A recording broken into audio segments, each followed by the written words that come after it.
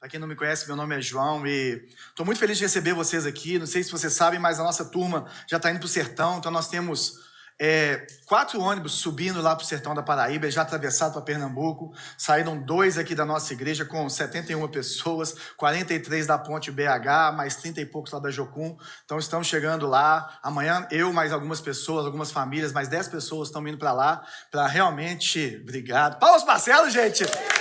Obrigado, varão. Faz tudo, né? Toca, atrás do porto. Aleluia. Mulher dele, os filhos estão lá no ônibus, né? O Zaquinho e o Thales e a Bia. Ele tá sozinho em casa, gente. Se tiver à toa lá, pode ligar pro Marcelo, chamar ele para comer um hambúrguer. Ele vai ficar feliz, viu? Para ele não ficar carente aí até terça-feira da outra semana. Mas o pessoal tá chegando lá, tá uma bênção e nós estamos muito felizes. Não sei se você viu nas nossas redes sociais. Eles numa parada na hora do almoço, parece que encontraram com uma outra turma de missionários. Eu só sei que o almoço virou louvor ao Senhor. E na hora que estava lá, o pessoal cantando a Jesus e o restaurante inteiro cantando para Jesus, uma coisa assim maravilhosa, incrível. Depois você vai lá no @Luzeira em Ação e dá uma olhada nisso aí que ficou assim maravilhoso. E hoje nós estamos encerrando então a nossa série. Se você está aqui nos visitando pela primeira vez ou está vindo aqui pela primeira vez, não tem problema. Tudo que eu vou falar aqui tem começo, meio e fim. Mas aqui na Luzeira nós falamos por séries, trabalhamos em séries. E nesse ano especificamente, temos trabalhado especificamente alguns livros da Bíblia, do começo ao fim, para que você possa ler sua Bíblia com mais qualidade. E no segundo semestre nós vamos caminhar aí numa série que chama Jesus Incomparável, na carta aos Hebreus. Então vai ser lindo, você não pode perder. Mas hoje nós vamos continuar. E quando a gente fala assim de fé cristã, muitas vezes nós pensamos ou nós temos a mentalidade que a fé é uma coisa privada. Então a questão é, sou eu, né? Ou somente eu e Deus. Então tá eu e Jesus aqui. A questão é essa. Então, não vai falar nada da minha fé, porque eu e Jesus, nós estamos aqui na Luzeira, não sei se você pode ver, então a gente resolve tudo. E aí a gente pensa, olha, ninguém tem nada a ver. Então eu não quero palpite na minha vida, eu não quero ninguém palpitando, não quero ninguém dando opinião, eu não quero ter o peso de me comprometer com a vida de ninguém, entendeu? Então cada um é esporte individual, igual jiu-jitsu, meu filho. Cada um bate em quem conseguir e apanha de quem conseguir. Tem quem não conseguir bater, né? Mas a verdade é que é impossível você viver a fé cristã só você e Jesus. É muito importante, é o início de tudo e é um espaço importantíssimo, mas a fé cristã é como se tivéssemos 2 pernas. E essas 2 pernas são importantes, tanto a parte de você e Jesus, como a parte de você e os outros.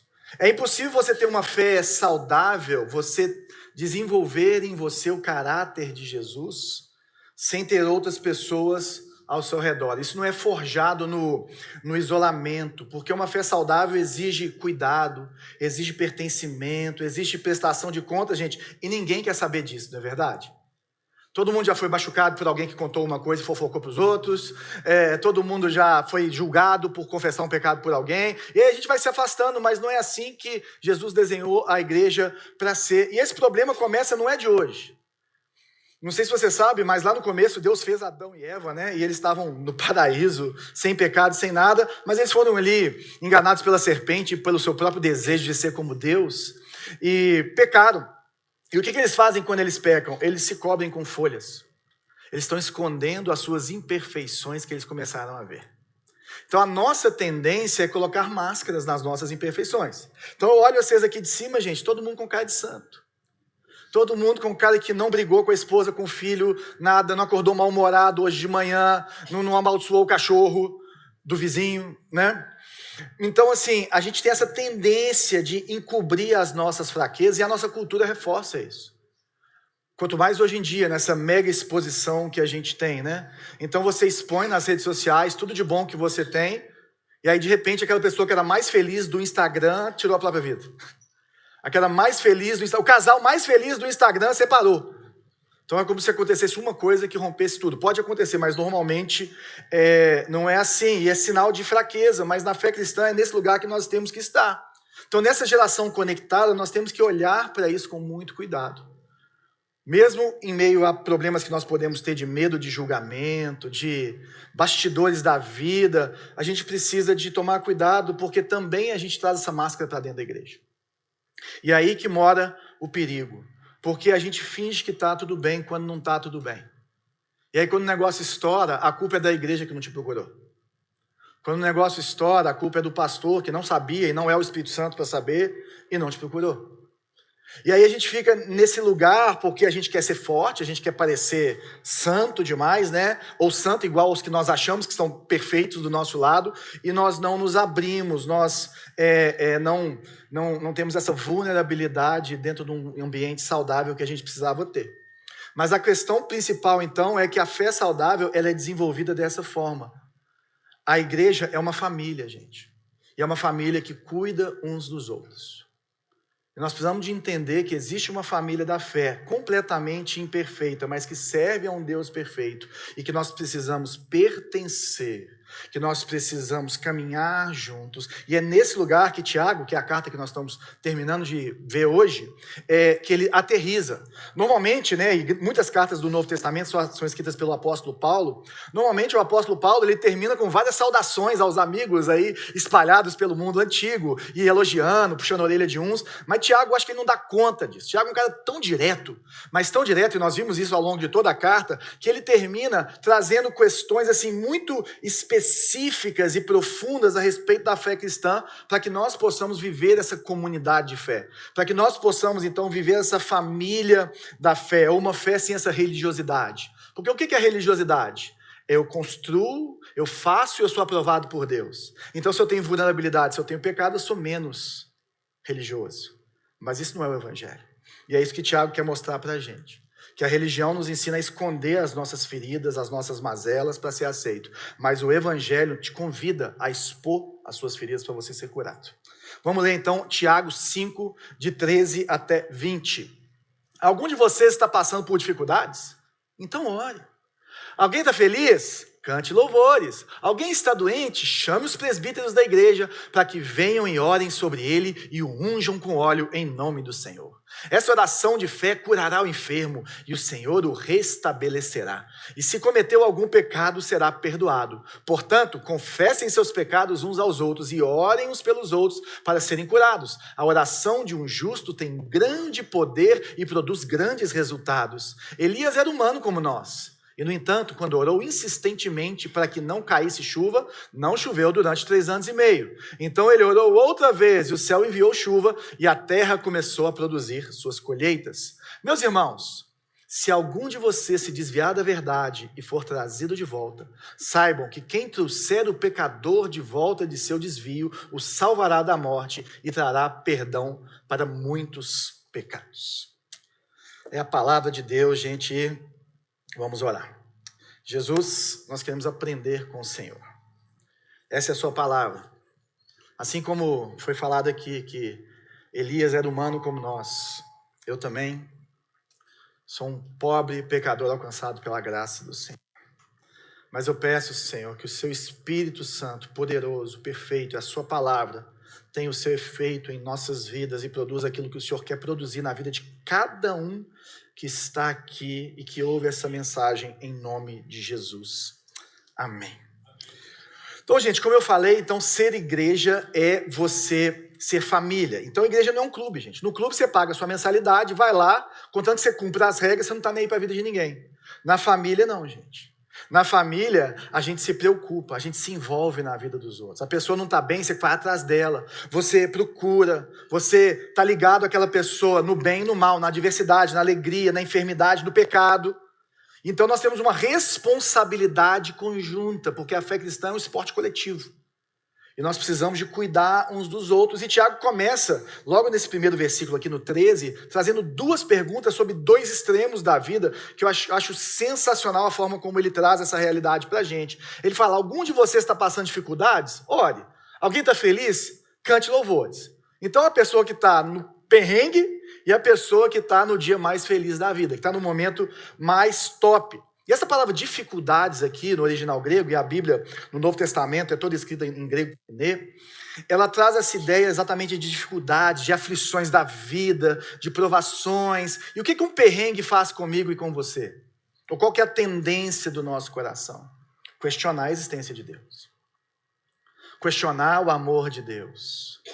questionar se Deus se importa comigo ou não, se eu sou especial para Ele ou não, se Ele me ama ou não. E isso pode nos afastar do Senhor. Então ele fala, olha, quando você tiver dificuldades, e é interessante porque independente do seu nível de intimidade com Deus, independente da sua maturidade espiritual, do título que você tem dentro da igreja, independente disso, você vai passar por dificuldades. Ninguém está imune.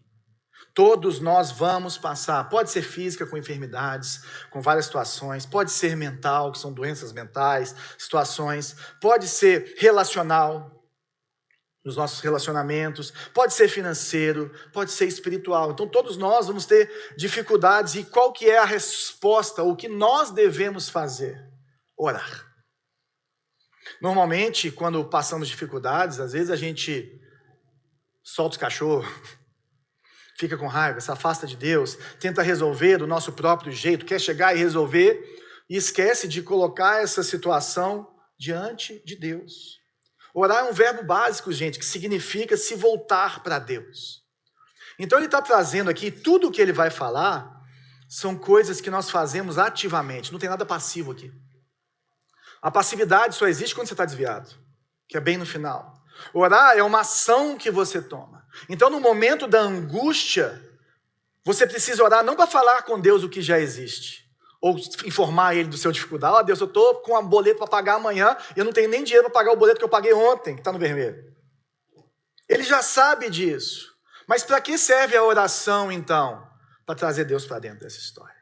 É um convite pessoal seu, como se você estivesse conectando o cabo na fonte de energia, para que ele pudesse intervir.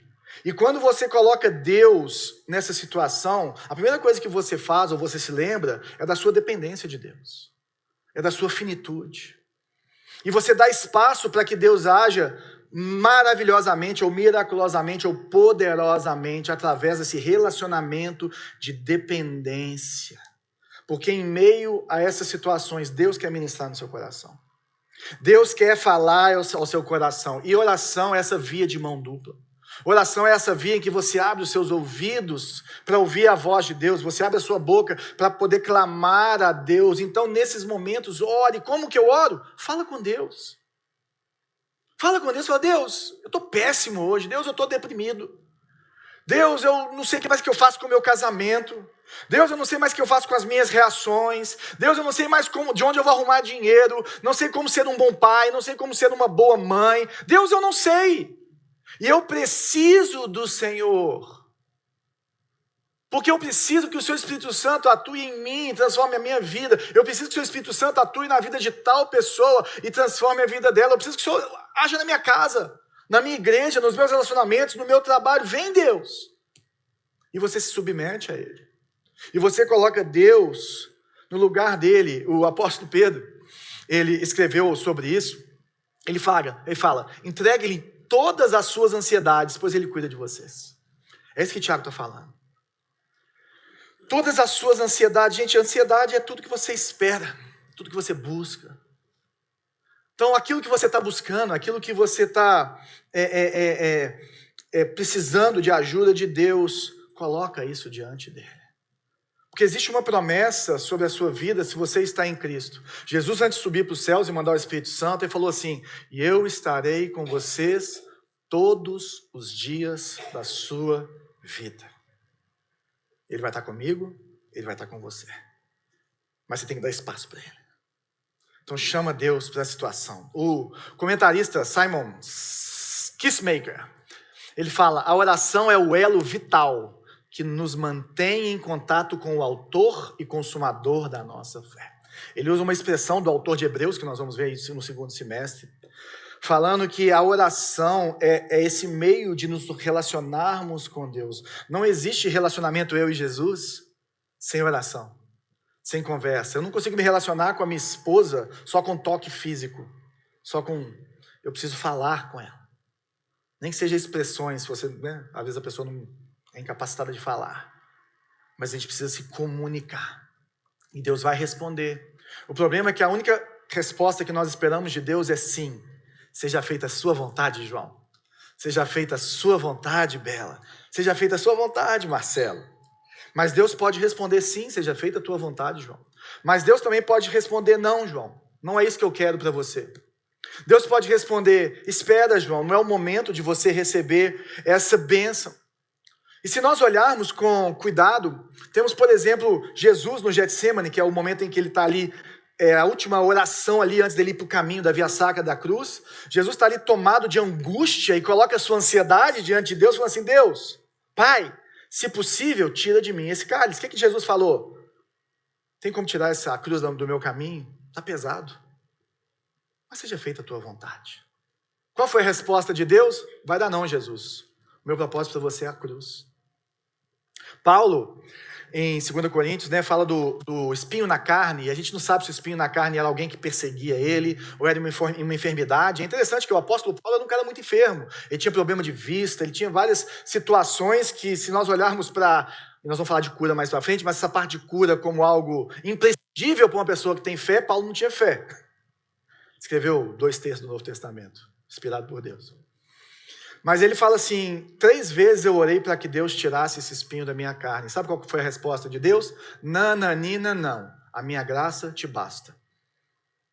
Eu vou falar com você por meio da sua adversidade. Eu vou te fazer mais parecido comigo. Você vai ver o tanto que você é finito e o tanto que eu sou infinito. Então está passando perrengue? Ore. Coloca isso diante do Senhor, comece a se relacionar com Ele. A dificuldade te lembra o tanto que você é incapaz, finito e necessitado do Senhor. E aproveite isso para se conectar ainda mais com Deus. Mas ele também fala, se alguém está feliz, cante louvores. E é interessante, gente, porque a gente precisa pensar primeiro qual que é o problema da alegria. Porque Deus quer que nós sejamos alegres. Deus tem alegria em abundância, a verdadeira alegria, a verdadeira paz. O problema da alegria é porque ela vem junto com soberba. Ela vem junto com autossuficiência. A alegria vem junto com você achar que você não precisa de Deus. Olha o tanto de dinheiro que eu ganho com a minha mão. Olha o tanto que eu sou bom relacionalmente. Olha como que eu consigo lidar com todas essas pessoas e encaixar as coisas. Olha como que eu resolvo tudo só com a minha lábia, só com a minha beleza. Estou falando dos outros, né, gente? Essa parte da beleza. Então, assim, olha como é que eu faço. E aí você começa a achar que você não precisa de Deus. E qual que é a solução? Cante louvores. O que é cantar louvores? É lembrar a sua alma, lembrar a sua mente, lembrar a você mesmo quem Jesus é. Quem você é em Jesus. Lembrar da providência divina, que é uma palavra tão linda, que significa que se você tem alimento na sua casa, se você comer um pãozinho hoje, Deus deu a graça de brotar o trigo. Deus deu a graça de ter a semente, de vir a chuva ou ter a água na hora certa. Do transporte chegar até a padaria. Do padeiro fazer o pão e não queimar o forno. Existem tantas situações que, se não fosse a providência de Deus, você não teria nada, estaria com fome, que nós precisamos de rever os nossos conceitos quando a gente acha que a gente é alguma coisa, quando a gente está alegre. Então, quando eu estou alegre, eu preciso lembrar que é providência divina. Foi Deus que me deu e eu sou só um mordomo. E é por isso que a igreja canta. Por isso que eu queria te convidar a chegar cedo no culto, para cantar com a gente. A gente canta a maior vitória e a maior alegria que um ser humano pode ter, que é a vitória de Jesus na cruz. Nós cantamos que nós somos pecadores e que Ele morreu na cruz do Calvário para nos salvar, para nos dar uma vida e vida em sua plenitude, para transformar a nossa realidade. A igreja canta a vitória de Jesus, canta quem Jesus é, o que Ele faz, o que Ele vai fazer, porque Ele vai voltar para nos resgatar. E vai tirar todo o mal que existe nesse mundo e vai refazer toda essa terra de forma perfeita, onde não vai ter mais pecado e nem nada. Então, a igreja canta. Tiago começa então nesse versículo trazendo essas duas realidades, 2 extremos. Na dificuldade, ore. Na alegria, cante louvores ao Senhor. E aí ele faz uma outra pergunta que também é complicada. Alguém está doente?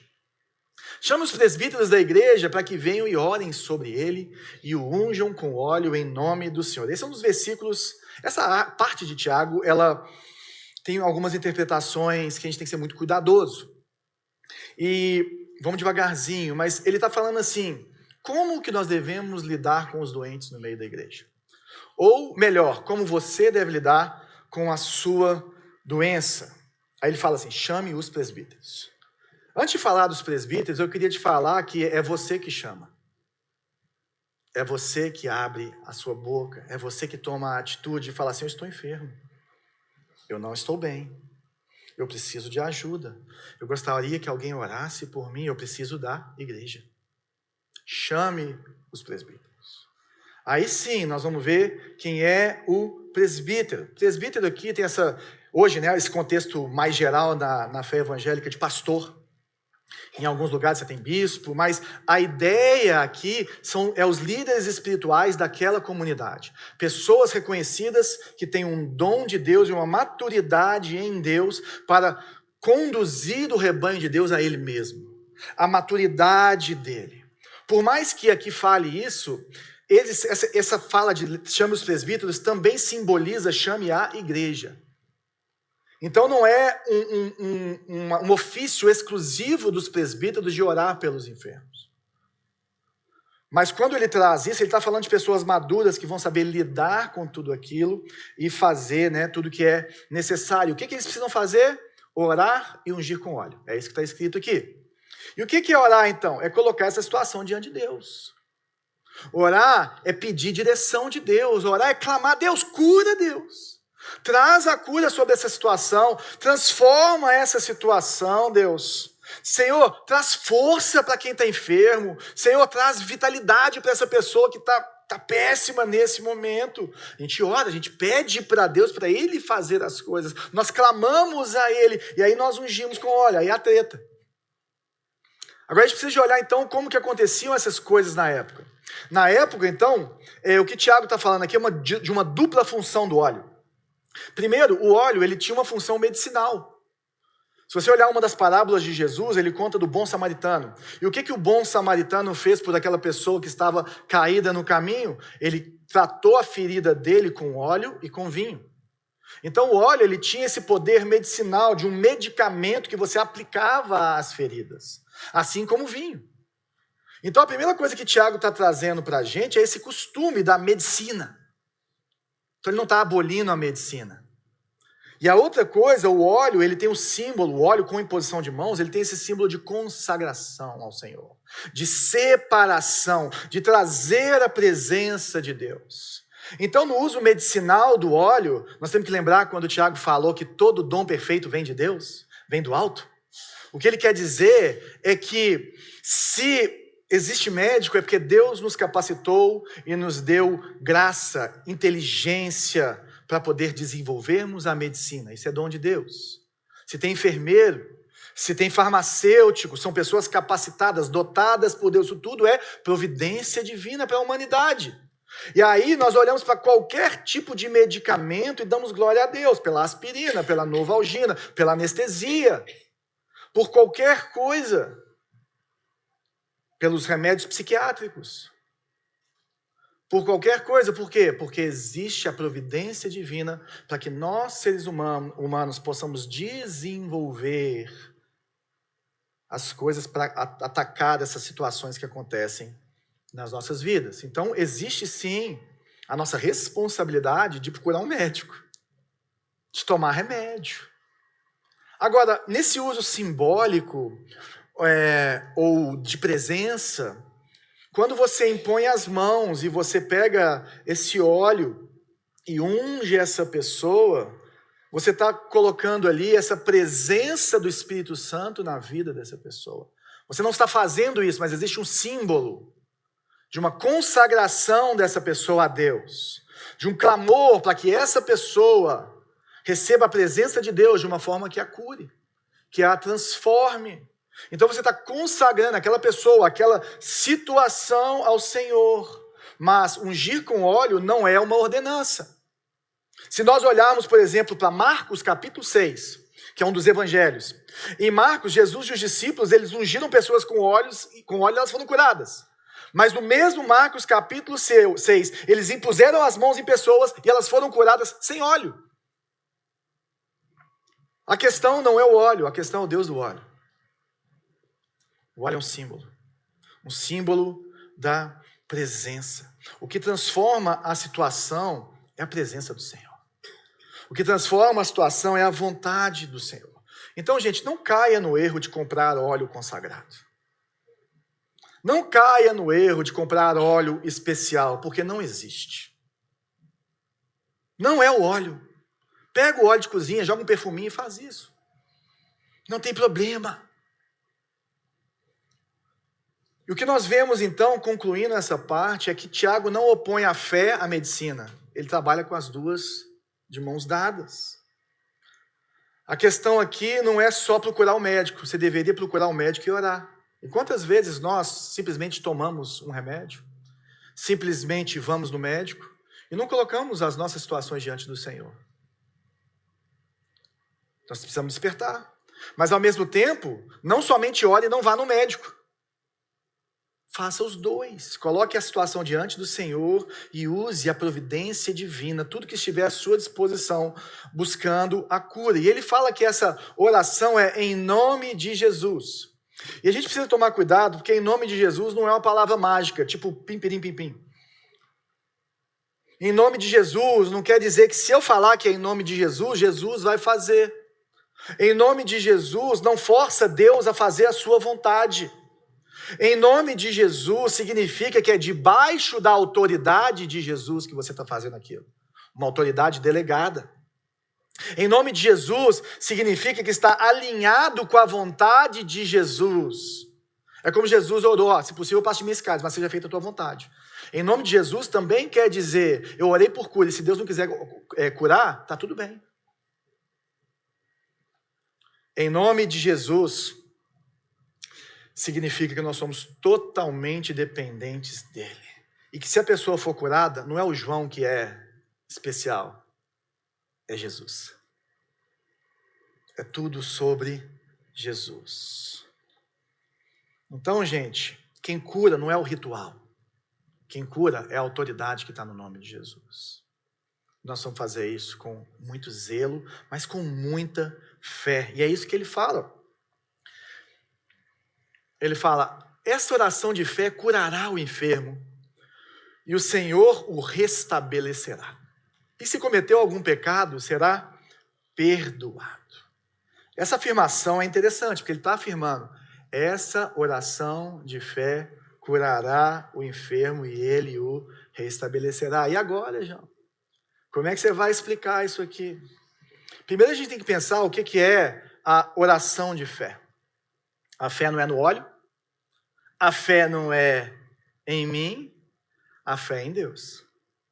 Então sim, eu oro sabendo que Deus pode curar, que Deus é todo poderoso, que Deus pode ressuscitar morto e já ressuscitou, que Deus pode transformar a situação. Mas a oração de fé, então, ela é uma oração intercessória. Ela é uma oração de uma pessoa que confia, que se submete ao Deus, Criador dos céus e da terra. E aí ele traz essa expressão, curará o enfermo e o restabelecerá.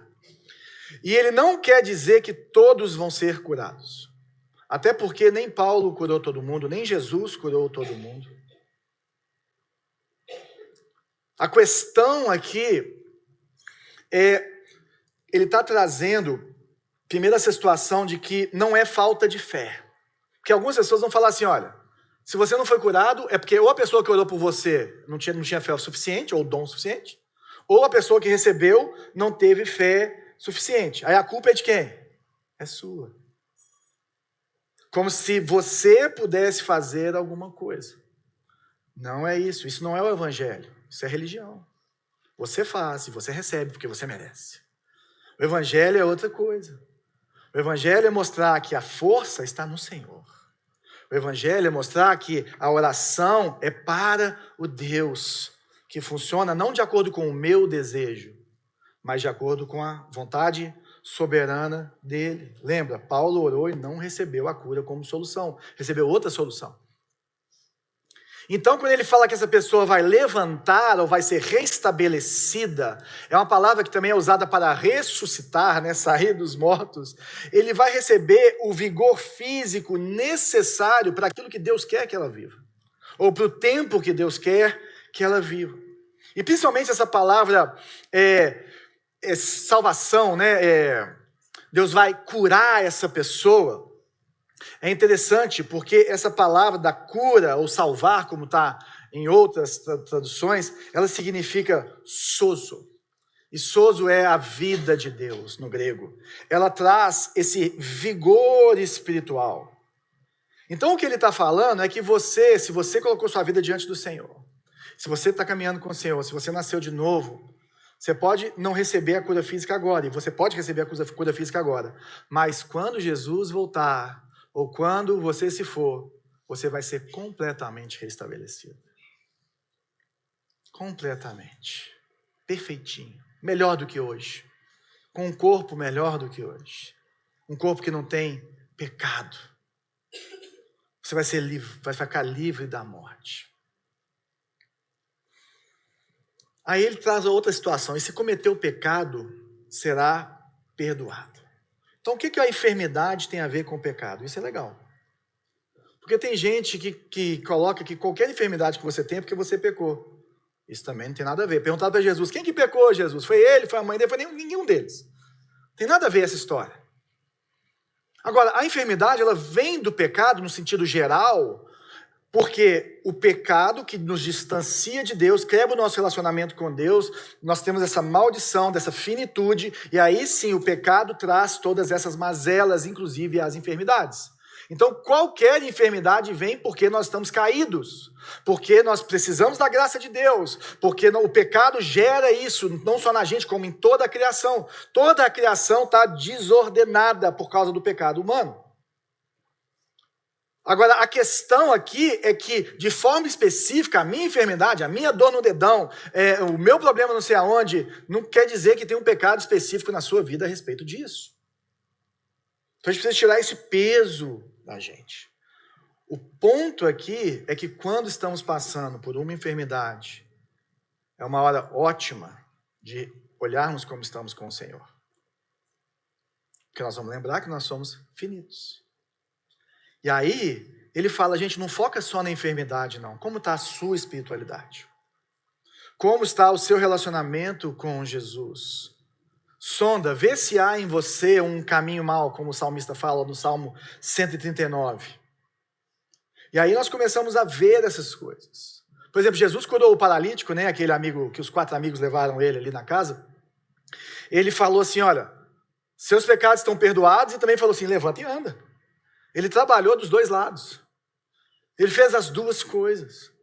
Então a gente precisa ter esse discernimento e lidar dentro da nossa família da fé com as enfermidades como um excelente momento de revisitarmos a nossa espiritualidade. Revisitarmos o nosso relacionamento com Jesus. Revisitarmos o caráter de Jesus nas nossas vidas. E em primeiro lugar é você e você mesmo, tá? Em primeiro lugar, não é para ficar apontando o dedo para os outros. Tá aí, ó. Já viu tanto que você está pecando, filho? Tá nessa cama aí, pelo menos agora se arrepende, né? Não é assim. Não é assim. Por isso que ele fala, portanto, confessem seus pecados uns aos outros e orem uns pelos outros para serem curados. A oração de um justo tem grande poder e produz grandes resultados. Portanto, então ele está ligando o enfermo, o perdão de pecado, a confissão, não está? Então ele está falando, se você está enfermo, é uma excelente hora para você revisitar a sua vida espiritual, para você confessar os seus pecados, para você se acertar com Deus. E confessar, gente, é concordar. Concordar com o quê? Concordar que os caminhos de Deus são perfeitos e o caminho único para um ser humano caminhar, e que você concorda com aquilo e vai mudar o que for necessário para andar naqueles caminhos. Isso é confessar. Confessar não é só da boca para fora. Confessar vem com arrependimento, vem com mudança de vida, vem com desejo de mudança de rumo. E a confissão de pecados, gente, ela é extremamente pouco valorizada no nosso meio como igreja hoje em dia. E é um dos motivos para que quem fez o Conheça Luzeiro e quem vai fazer o Conheça Luzeiro, nós colocamos ou destacamos essa disciplina espiritual de confissão de pecados lá. Porque não existe igreja saudável sem confissão de pecados. Um estudioso, um pastor do século III, Orígenes, ele traz uma imagem até interessante e forte em relação à confissão. Ele fala que a confissão de pecados é o vômito da alma. Por quê? Porque ela expõe a sua vulnerabilidade, é feio, é fedorento, é nojento, mas tira toda a infecção para que comece a cura. Se não vomitar, não tem cura. Você tem que botar para fora. Você tem que começar a falar. A confissão, gente, é a parte, ou é o começo, ou faz parte desse processo de cura nas nossas vidas. Cura da nossa alma. Cura do nosso coração, cura da nossa espiritualidade, mas ela precisa vir marcada com arrependimento, com desejo de restauração, e por isso que ela é uns aos outros. Ela faz parte, que nós contamos aqui na Duzeiro, pelo menos 26 uns aos outros na Bíblia, que nós chamamos de mutualidades, que é o nome teológico mais bonitinho. Faz parte das mutualidades, confessarmos os nossos pecados, mas não é só para Deus, tá vendo? É uns aos outros. Ah, mas eu já falei com Deus. Não, existe um padrão e algumas coisas que a gente precisa olhar nisso. É Deus que perdoa. É Deus que restaura. Mas quando você confessa para alguém, fica mais palpável o seu arrependimento e você tem alguém que vai estar ao seu lado, falando assim, e aí, como que foi hoje? Nossa, hoje eu caí de novo. Então vamos recomeçar?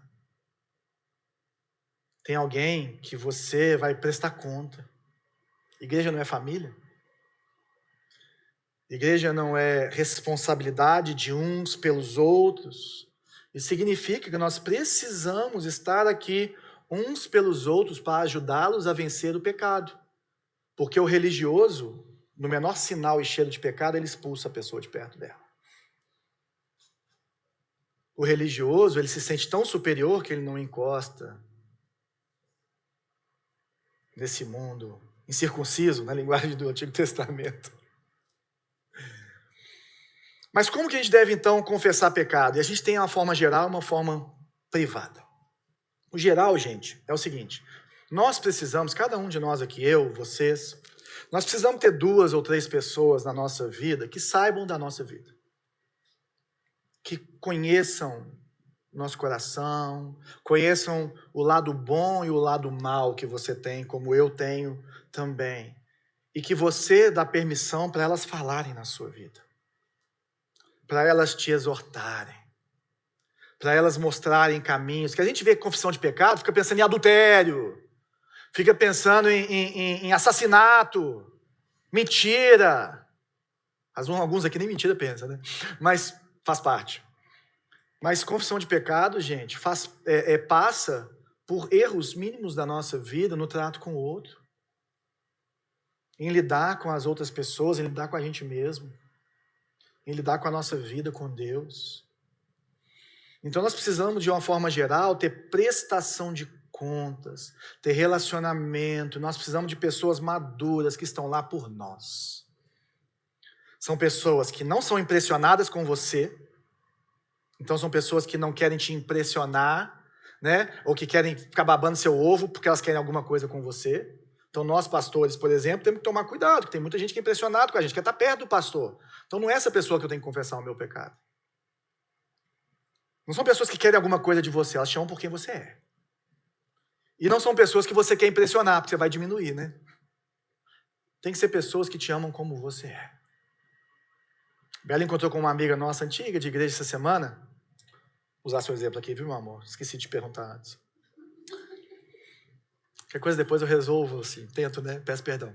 Então é o seguinte, mas é tranquilo.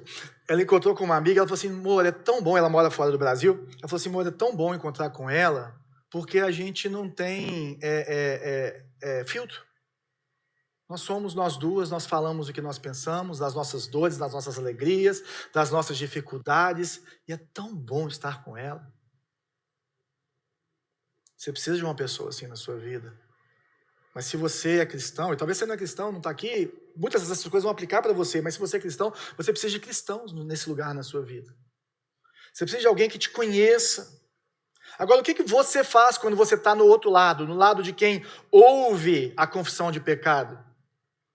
E a gente tem que tomar cuidado, porque tem pecados que a gente assusta. Teve uma vez que um menino me confessou um negócio no acampamento que eu não sabia onde enfiar minha cara. Aí eu lembrei do curso, né? No curso de teologia, a gente tem a parte de aconselhamento cristão. Eu lembrei, você não pode fazer cara de assustado. Cara de paisagem, João, cara de paisagem. Uhum. E você gostou disso? Como foi para você? E eu fiquei lembrando daquelas aulas que me abençoaram. Não é fácil, eu sou cheio de caras e bocas. Complicado. Mas na confissão, gente, nós temos que chorar junto e não acusar. Na confissão, nós temos que buscar o conselho de Deus para aquela situação. Na confissão, nós temos que dar palavras para encorajar a pessoa. Normalmente, quem confessa o pecado para você, quase 100%, essa pessoa já está arrependida e ela já está com o peso do pecado. Você não precisa pôr mais peso. Você não precisa pesar, ela já entendeu. Você tem que trazer restauração, vida. Você tem que acolher, o amor que acolhe, a verdade que transforma. Muitos devem ter visto aqui isso uma das nossas escadas, subindo aqui para o auditório.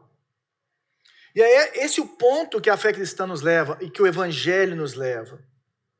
É muito fácil você ser amado sem ser conhecido ou ser conhecido superficialmente. Nossa, eu amo tal, eu amo João, eu amo a Luzeiro e tudo mais. Mas você não sabe como que a gente se relaciona aqui dentro. Por isso que o testemunho do Gabriel é incrível. Que se batizou aqui hoje, que metade estava aqui na hora. Porque ele, conhecendo a nossa cozinha, vendo como nós reagimos certo e errado nos momentos de mais tensão aqui dentro, na hora de fazer isso tudo aqui funcionar, ele falou assim, eu quero viver nessa comunidade de fé. E o padrão do evangelho para relacionamentos e família é você ser totalmente conhecido e totalmente aceito e amado. É como o marido, como a esposa. Normalmente como deveria ser, né? Porque tem mulher que toma um susto com o cara de um dia para o outro. Ou o contrário. Mas um relacionamento, poxa, a Bela é a pessoa que mais conhece as minhas falhas. Ela sabe exatamente onde eu tenho a tendência de pecar e errar. Mas ela sabe exatamente as minhas maiores fortalezas, forças. As minhas maiores qualidades. E eu com ela. Tem umas situações que vão acontecendo que eu falo assim, nossa, coitada da Bela, agora vai ser difícil para ela. Tem outras que eu falo assim, ela vai tirar de letra.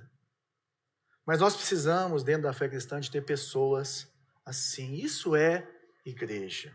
Isso é família. Isso só acontece quando você se abre para esse tipo de relacionamento.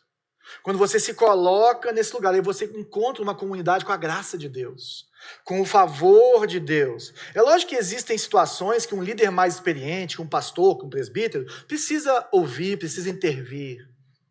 Porque são pessoas capacitadas por Deus, experientes para isso. Mas, de forma geral, os seus pares conseguem te ajudar nesse caminho. E é por isso que nós estamos abertos aqui para que você faça a sua inscrição no pequeno grupo. Aqui dentro da Luzeiro, o principal lugar de cuidado da Luzeiro, de pastoreio da nossa igreja, são os pequenos grupos que são fechados, justamente para você ser cuidado. Para que você vai se relacionando somente com aquelas pessoas durante um ano e pouco. E vocês possam se conhecer e ser conhecidos e aplicar a palavra um na vida do outro.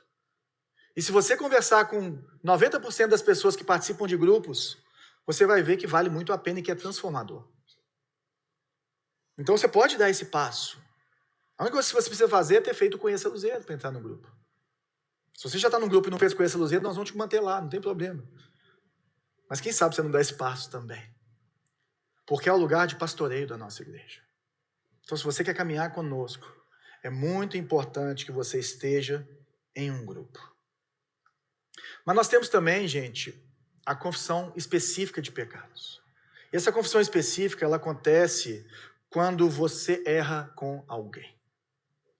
Quando você comete um pecado contra alguém. Quando você gera uma situação com alguém. E isso exige que você vá até a pessoa, peça perdão e dentro dos limites da vida, você consiga restaurar aquilo que você quebrou. Pelo menos quem está pedindo perdão tenta restaurar, tenta ressarcir, tenta devolver. Então nós precisamos disso. Agora a gente tem que tomar cuidado com a confissão pública de pecados. Isso normalmente é mais danoso do que proveitoso. A gente só faz confissão pública de pecado num púlpito como esse, por exemplo, se é algo extremamente público e que afeta toda a comunidade de fé, normalmente vai estar ligada a um líder. E de uma forma muito carinhosa.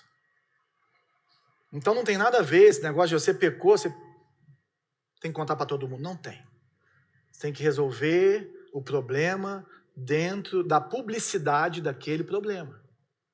Entre eu e minha esposa, nós vamos resolver. Se a gente precisar de alguém intervir, a gente chama alguém. É dentro da minha casa? É dentro da comunidade de fé? É entre igrejas? Nós vamos tentar resolver. Cuidado com publicidade demais, porque isso às vezes vira exposição ilegal de ovelha. Isso só traz mais dor. Mais dor. Mas o ponto é que a confissão de pecados cura e liberta. Acaba a mentira. Acaba o peso. Acaba a falta de transparência.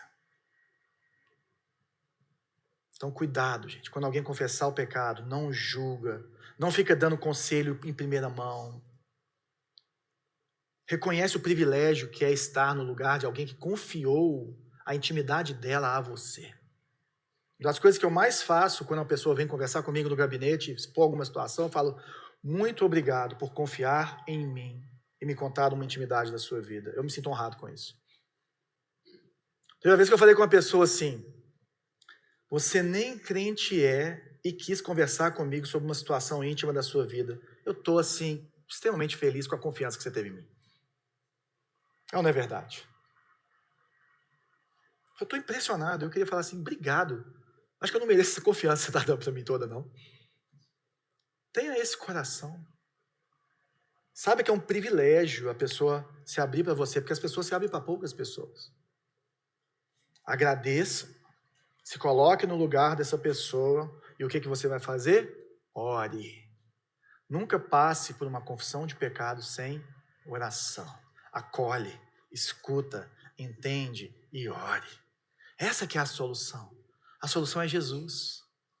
A solução é Jesus intervindo, é Jesus curando, é Jesus transformando, é Jesus dando graça e força para a pessoa confessar o pecado, para ela ir onde ela precisa de ir, para ela mudar o que ela precisa de mudar. Ore, clame ao Senhor.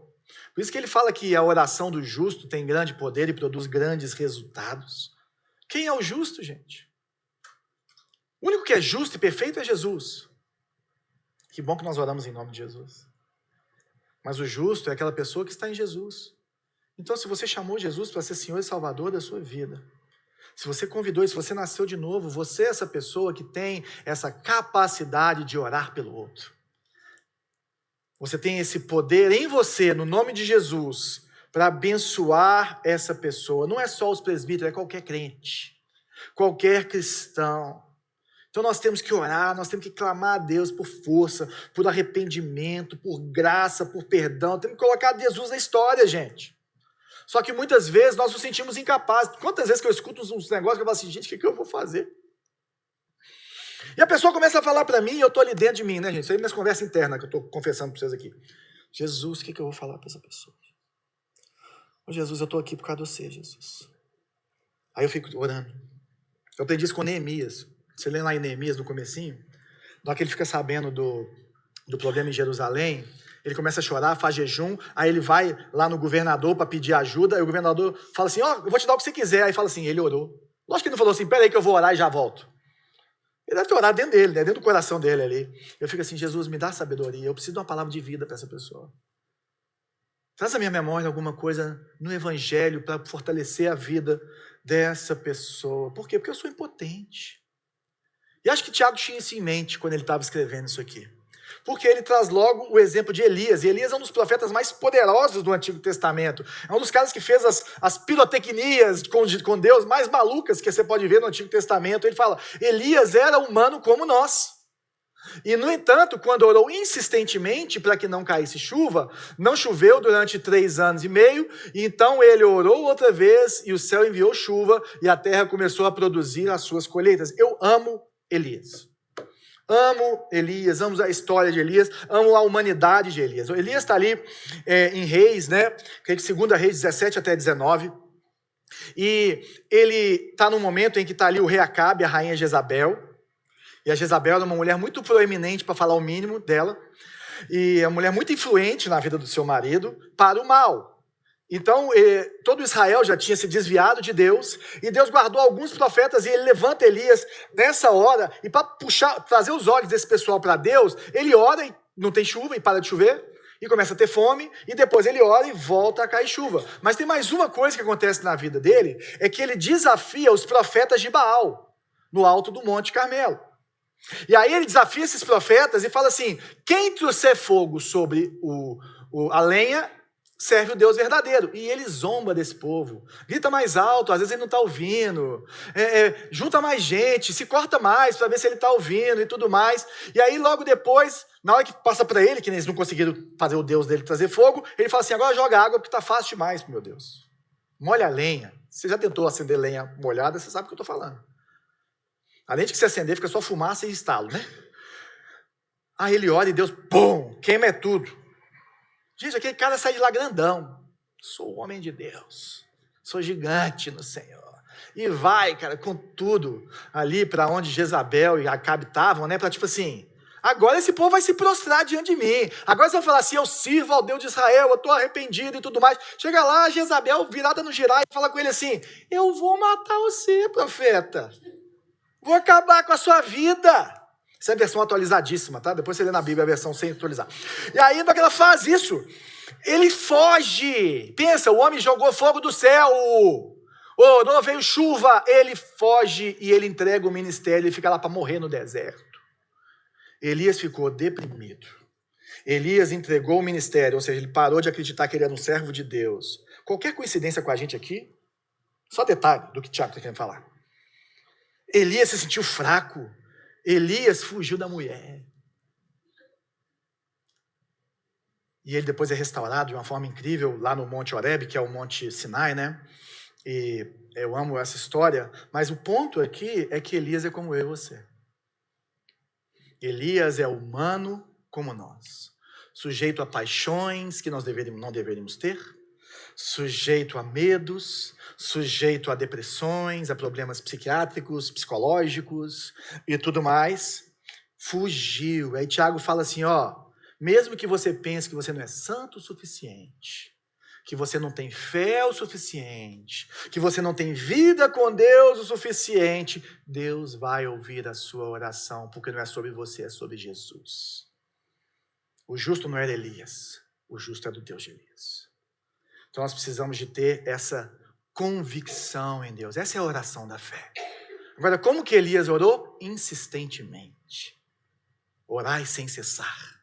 E orar insistentemente quer dizer com persistência. Quer dizer de todo o coração. Quer dizer que enquanto não resolver a situação, você vai continuar orando. É um mês, é 2 dias, 2 dias. É 1 ano, é 1 ano. É 2 anos, é 2 anos. Mas eu vou continuar orando. Eu vou continuar buscando o Senhor. Eu vou colocar essa situação. Tem uma situação de Davi, ele adultera com a mulher, né, Betseba, a mulher de Urias, manda matar o cara para resolver o pecado dele, esconde o pecado dele. Aí vem o profeta, né, Natanael, não é isso? E aí ele vem e fala assim, você pecou, fera.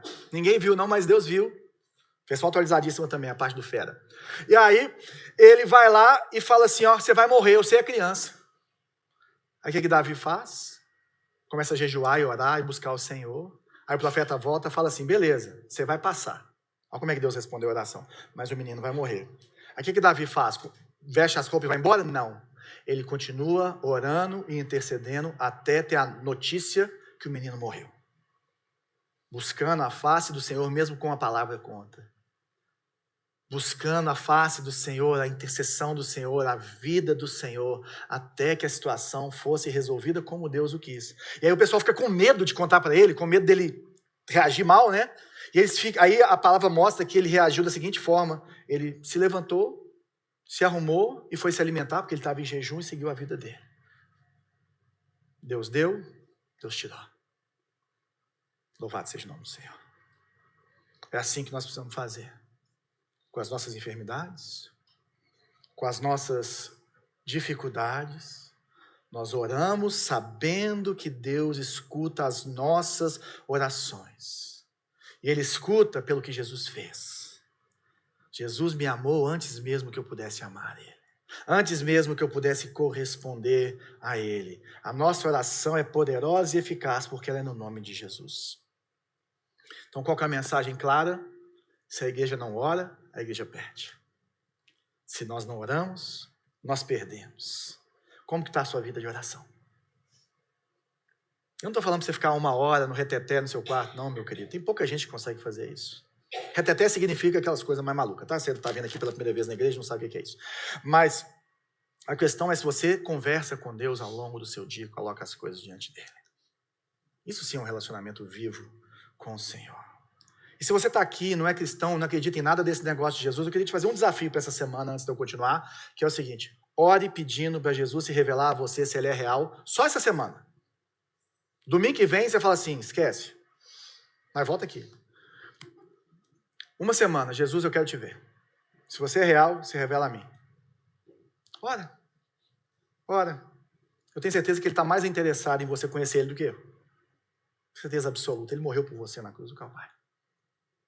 E para terminar, Tiago vem e não fala mais dessa pessoa que confessa o pecado, que está triste, que está alegre. E ele fala assim, meus irmãos, família de Deus, se algum de vocês se desviar da verdade e for trazido de volta, saibam que quem trouxer o pecador de volta do seu desvio o salvará da morte e trará perdão para muitos pecados. Primeira coisa, essa pessoa tem que se desviar da verdade. O que é a verdade? A verdade são os caminhos do Senhor. É a palavra do Senhor. E verdade aqui não quer dizer só o consentimento de que ela é, mas você andar nesses caminhos. A ideia aqui é de uma vida na palavra. Então a pessoa saiu da vida na palavra. Mas eu sou crente, mas eu acredito na Bíblia, não sei o que, mas você não vive, então você está desviado, fera. Básico assim, tá? Então essa pessoa não reconhece mais os caminhos de Deus, ou não anda mais nos caminhos de Deus. Então nós temos uma missão. A missão não é apontar o dedo e falar, graças a Deus que esse desviado, sem vergonha, saiu daqui no nosso meio. Sei que tem muitos que dá vontade de falar isso. Mas a primeira coisa que nós precisamos pensar podia ser eu. Não brinca com o pecado. O pecado afasta Deus de você. O pecado quebra o seu relacionamento com Deus. E quanto mais quebrado o seu relacionamento com Deus estiver, mais o pecado seu vai florescer em você e mais longe de Deus você vai ficar. Precisa de quebrar esse ciclo. Quem está de pé, toma cuidado para não cair. Por isso que ele falou de confessar pecado. Tudo aquilo é um pré-requisito para que nós possamos ir atrás da ovelha perdida. Ok? Então nós temos que ser ativos na confissão do pecado, ser ativos na busca das pessoas. E a ideia de Tiago aqui é uma coisa que Paulo escreve aos Gálatas, que eu acho que fica bem mais preciso. Ele fala, irmão, se alguém for vencido por algum pecado, olha que lindo isso. Vocês que são guiados pelo Espírito, ou seja, você que é cheio do Espírito Santo, você que é um homem de Deus, uma mulher de Deus, devem com mansidão ajudá-lo a voltar ao caminho certo. E cada um cuide para não ser tentado. Então cuidado para não cair. Cuidado com a soberba para se achar melhor que o outro, mas a forma de fazer isso é com mansidão, com respeito, com gentileza. Nós precisamos chorar por essa pessoa. Nós precisamos orar por essa pessoa. Nós precisamos buscar de Deus oportunidades para, com sabedoria, graça e verdade, falarmos de Deus ou da vida de Deus e da vida da pessoa, confrontarmos aquela pessoa com muito amor e graça para que aquela pessoa volte para o Senhor. Então você não está lá para ganhar dela, você está lá para ganhar ela, você entendeu? Com mansidão, com esse coração de compaixão. E tem que ter muito tato, gente, porque você falar assim, esse caminho que você está, um caminho de morte, é muito difícil. Por isso que às vezes a gente quer cada um por si e Deus por todos, não é verdade? Mas a igreja é um por todos e todos por Jesus. Saiu agora essa, Bela. Então, cuidado com as palavras. Cuidado com as palavras. Cuidado com o momento. Pede para Deus abrir o momento, a hora certa de você falar. Respeite o processo da pessoa. Um passinho que ela der já é bom e deve ser celebrado. Não quer que a pessoa mude de A para Z de um dia para o outro. Não, nem você fez isso, meu filho. Respeite o processo da pessoa. E aí o que vai acontecer com essa pessoa? Quem trouxer ela de volta vai salvar da morte e vai trazer perdão para muitos pecados. Gente, viver no pecado, Uma vida longe de Jesus, uma vida vivendo pelos seus próprios prazeres, nos seus próprios desejos, é uma vida de morte. Não é a vida verdadeira que Deus tem para você. Por isso que essa pessoa, quando ela volta para o Senhor, ela é salva da morte. Por mais que às vezes ela já não estava mais na condenação eterna, porque ela já tinha o Senhor, já tinha o seu nome escrito no livro da vida. Mas é uma vida muito miserável, uma vida longe de Jesus. E aí muitos pecados são perdoados. Por quê? Porque quando a pessoa se arrepende, ela para de praticar e começa a caminhar com Jesus. E o que Deus quer fazer? Deus quer te usar como instrumento dele para restaurar relacionamentos das pessoas com Jesus. Então não é só eu e Jesus. Você não é responsável só por você. Nós somos responsáveis uns pelos outros. Eu queria te perguntar, onde que você está hoje? Você está pertinho? Você está longe? Como que está a sua vida? Talvez você está isolado de Deus, talvez você chegou aqui, está nos visitando, ou tem vindo, mas ainda não deu esse próximo passo, que é pedir para Jesus entrar na sua vida e nascer de novo. Eu queria te falar que independente da sua decisão, independente de como está a sua vida, Jesus te ama do mesmo jeito. Ele escolheu te amar e morrer na cruz por você, independente da sua resposta. Mas ele fez isso para que você possa responder. E a resposta é: eu sou um pobre pecador, eu sou finito e eu preciso da sua graça, Jesus. Então, se você ainda não fez isso, nós vamos ter um momento de oração e eu queria que você, se você realmente quer entregar a sua vida para Jesus, você faça isso. Fala: Jesus, eu sou um pecador, eu preciso da graça do Senhor, eu preciso dessa vida que tem só no Senhor. Como que está a sua vida hoje? Você pode ser como o Gabriel, se você estiver desviado, e voltar para a família de Deus. E dar esse passo. Ele é um cara extremamente reservado. Extremamente reservado. E gravar um vídeo desse aqui foi um passo enorme para ele. Foram algumas dezenas de minutos de conversa para ele chegar nesse 1 minuto e 16 do vídeo dele. Isso é muito grande para ele, por ser tão reservado e não querer se expor. Mas sabe por que ele se expôs? Porque ele entendeu no coração dele que o testemunho dele poderia fazer você dar um próximo passo a respeito de Jesus. Poderia fazer você dar uma nova chance para viver em comunidade de fé. Você que já foi machucado. Então chega mais perto. Você está vindo, vem mais. Se você não fez a Conheça Luzeiro, faça o Conheça Luzeiro. Vem mais para perto. Você precisa de conversar sobre as suas dores. Procura alguém da gente. Qualquer pessoa. Vamos bater um papo, vamos tomar um café. Agora, como que você lida com as suas dificuldades, com a sua alegria? Tem alguma coisa que você pode mudar essa semana em como você lida com isso? Com as suas vitórias? Como que você lida com as suas enfermidades ou com a enfermidade dos outros? A gente tem que tomar cuidado, gente, porque tem gente que, na hora de orar por enfermidade, dá ordem para a enfermidade e não coloca o negócio diante do Senhor. Só fica mandando na enfermidade. Sendo que quem faz o trabalho é o Senhor. Lógico que podemos fazer isso, mas não podemos fazer isso sem o Senhor. Você tem relacionamentos onde você é conhecido e amado? Sinceramente, dentro da fé cristã, isso é para você que é crente. Você tem relacionamentos onde você é conhecido e amado? Onde existe espaço para confissão e restauração, onde as pessoas têm liberdade para falar da sua vida, sobre a sua vida, com você. E você, por mais que não goste, e às vezes até decoice, depois você volta arrependido e fala assim: eu preciso de ajuda. Será que é isso que você precisa fazer essa semana? Precisa de orar? Cantar louvores? Pedir para alguém vir te ajudar? Buscar um perdido? Se aproximar de alguém? Buscar uma família na igreja? Não sei o que você precisa, mas eu queria que você não saísse daqui sem um próximo passo em relação à sua fé. Eu tenho certeza que é isso que Jesus quer. O que Jesus quer é que você encontre nele e na comunidade de fé o amor que acolhe e a verdade que transforma. Só no lugar onde você é amado, as pessoas podem falar a verdade ao seu coração. E esse é o nosso sonho e a nossa oração para Luzeiro. Nós somos completamente imperfeitos, mas nós oramos e lutamos dia e noite para que a nossa comunidade de fé seja conhecida pelo amor que acolhe e pela verdade que transforma. Um lugar onde você pode pertencer antes de ser. Você pode chegar como você quiser, e eu tenho certeza que se você caminhar conosco, você não vai permanecer como você chegou. Porque Jesus está no nosso meio. E Jesus é o maior interessado em transformar a sua vida. E nós vamos orar. Nós vamos passar a ceia e vai celebrar quem Jesus é.